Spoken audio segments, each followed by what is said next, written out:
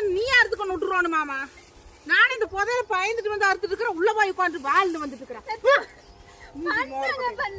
எங்க போய் பண்ண அங்க பாருங்க வீடியோ எடுத்துட்டு இருக்கேன். அதுவும் கூட தெரியல உங்களுக்கு. அதுவும் கூட கவனிக்காம பிள்ளை எடுத்துட்டு இருக்கீங்க.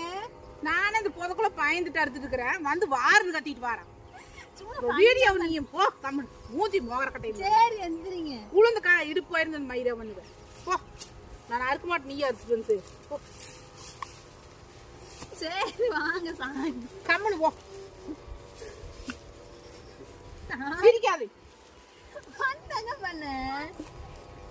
அங்க பாருங்க வீடியோ தானே எடுத்துட்டு இருக்கேன். அதுக்காக தான் எடுத்தேன்.